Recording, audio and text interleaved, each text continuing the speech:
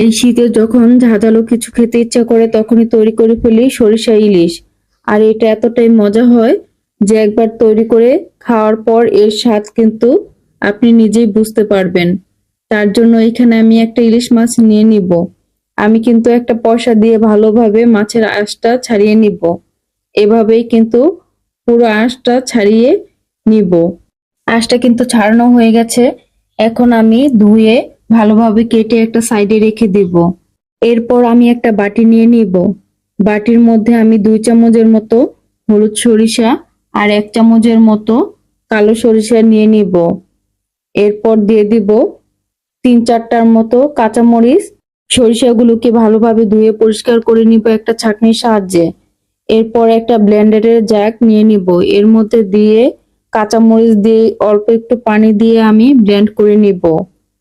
এরপর দেখতেই পাচ্ছেন সরিষার পেস্টটা কিন্তু স্মুথ ভাবে ব্লেন্ড করা হয়ে গেছে। এখন একটা বাটিতে ঢেলে নিব। এরপর নিয়ে নিব মাছ। আমি যেই কয় পিস তৈরি করব ওই অনুযায়ী নিয়ে নিয়েছি। অল্প হলুদ, লবণ আর মরিচের গুঁড়ো দিয়ে ভালোভাবে মেখে একটা সাইডে রেখে দিব। এরপর চুলাতে একটা কড়াই বসিয়ে দিব। এর মধ্যে দিয়ে দিব সরিষার তেল আর কিছুটা পেঁয়াজ কুচি দিয়ে আমি অল্প ভেজে নেব।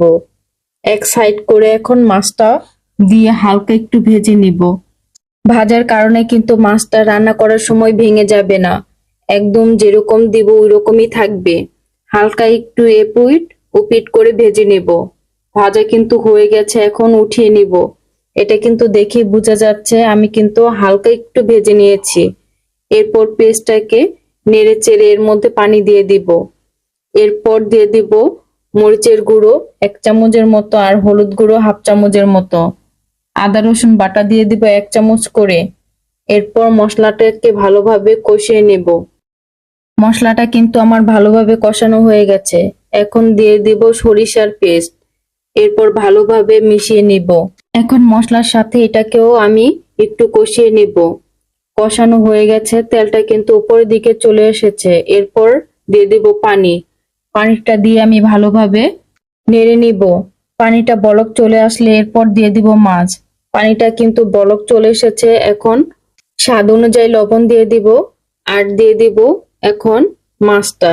মাছটাকে দিয়ে আমি এপিট উপিট উল্টে পাল্টে রান্না করে নেব। মাছটা একটু হালকা ভাজার কারণে কিন্তু মাছটা ভেঙে যায়নি, সুন্দরভাবেই রয়েছে। এরপর দিয়ে দিব আমি 3-4টার মতো কাঁচা মরিচ দিয়ে আমি ঝোলটাকে ঘন করে নিব। যখনই ঝোলটা ঘন হয়ে আসবে তখনই ধনিয়া পাতা দিয়ে চুলার গ্যাসটা অফ করে দিব। আর দেখতেই পাচ্ছেন কত সুন্দর দেখাচ্ছে সরিষা ইলিশটা। আর খেতেও কিন্তু মাশাআল্লাহ অনেক বেশি মজার ছিল। এটা কিন্তু দেখে বোঝা যাচ্ছে কতটা পারফেক্ট ভাবে হয়েছে।